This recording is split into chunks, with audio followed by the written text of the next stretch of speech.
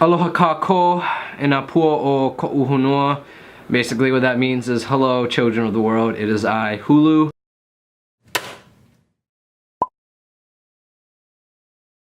So hey everybody. Today I'm gonna be answering my why Chapman question, as Jack requested. I might look very unenthusiastic, but it's just a matter of being very tired. So first off, how did I find out about Chapman? I found out about Chapman just by looking it up. Like, nobody told me about like Chapman's is a great film school or anything like that. I was like, huh, what's a great film school? And so I looked up great film schools, and Chapman was one of them. And at first I had no interest in Chapman at all. First off, because I was really arrogant and I was like, I'm going to the #1 no matter what. But then I visited it and I was like, wow, this is a nice little campus. And they had Bruxies. That was a big deciding factor at the time. Bruxies used to be like my #1, you know? Now I gotta say, Raising Cane's is pretty up there. Yeah, at the time, a lot of it was because of Bruxies, and also because the tour guide here, he was actually really obnoxious in the fact that he was really rude to people, but he answered people's questions. Like, the other people would sacrifice like being nice, but not knowing anything about it, whereas the tour guide here answered all the questions. Like, you could ask him anything and he would answer it. He just might be really rude about it. But yeah, I have a mantra: I don't need to like people or be in a place that I like to do good work. And so that guy obviously knew what he was doing, where I'd been to a bunch of other film school things where the guys were like, I don't know, you gotta ask. And he was like, no, this is how it is, you can do this your sophomore year, yada yada yada. So that was one of the determining factors. Another is that I went to SFA.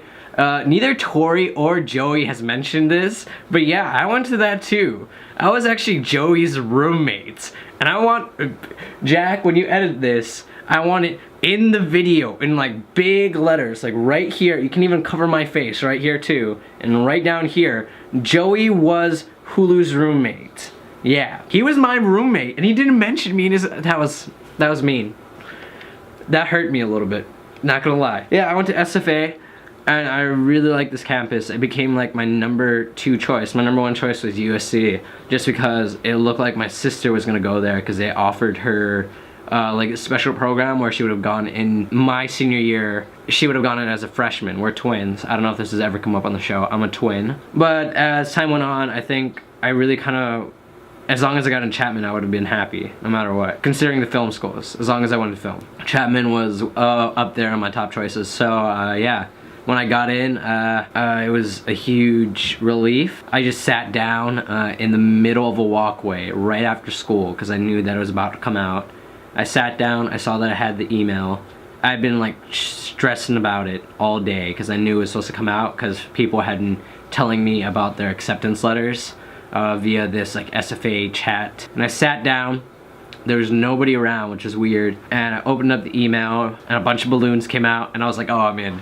Either that or Chapman is absolutely the worst about this, because they're being too cruel. But yeah, huge relief. And yeah, I chose Chapman because first off, I got in there. I got into 3 schools. I applied to a bunch of schools, but like, I applied to more schools than I want to admit. I think it was like 12, and I only got into 3. I got into UH Manoa, Wesleyan University, which is this small liberal arts. It's called like a mini Ivy. But my brother went there, and I'm pretty sure that's one of the main reasons that I got into that school, is because first off, they wanted another Hawaiian, and my brother had gone there, so they was hoping for a legacy, because they're trying to build on those. And I got in here. And so as soon as I got in to Chapman, I was like, I'm going to film school. Because if I hadn't gotten to any film schools, or if I had gotten into, say, like Wesleyan only as a film school, I would have considered just staying home and doing Hawaiian studies and like international business, and basically really changing my life. But I got into Chapman, and I knew that it's an up-and-coming school.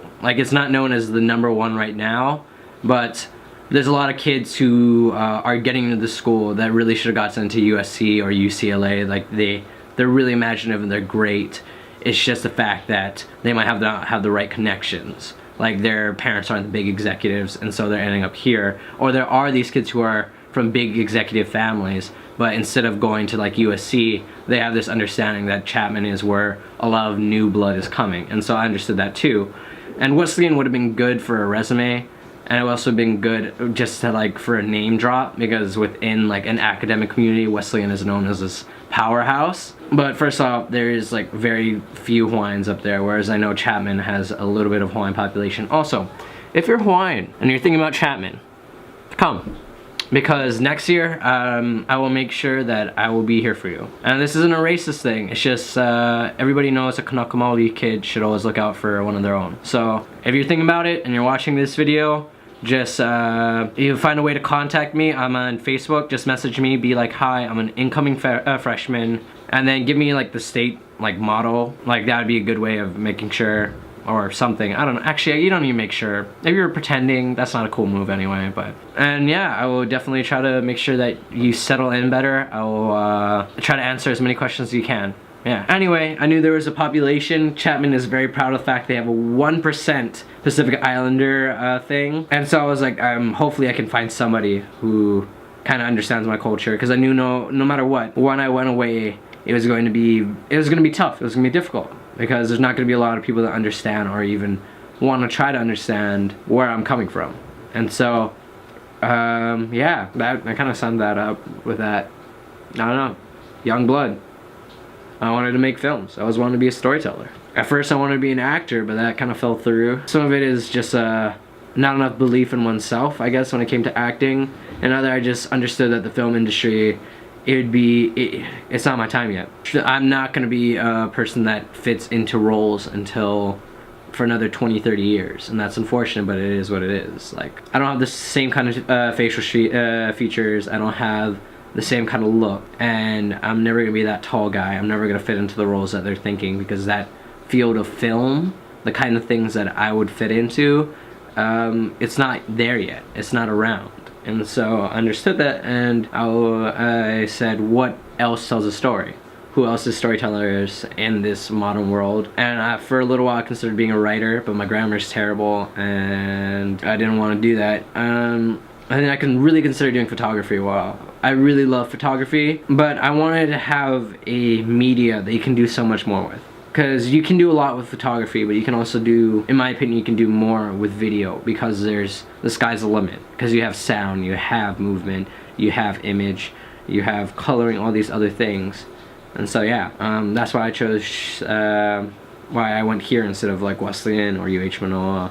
And then I got I think I got waitlisted. I don't know, to be honest, I don't remember SAT scores or anything. As soon as I was done, I was like, I'm out.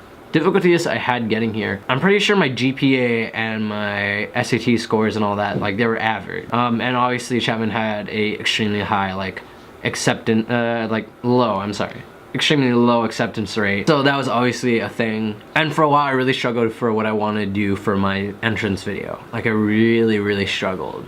I didn't know what I wanted to do, because I was trying to capture a bit of myself in 2 minutes, and that's really hard for me to do because I'm not a very simple person in a way. I have simple needs and wants, but I've lived enough of a life at this point where I can honestly say that it's not very simple for me to explain myself in such a short amount of time. So I decided to pick a singular aspect I want to talk about. For a little while I wanted to talk about something that wasn't personal enough.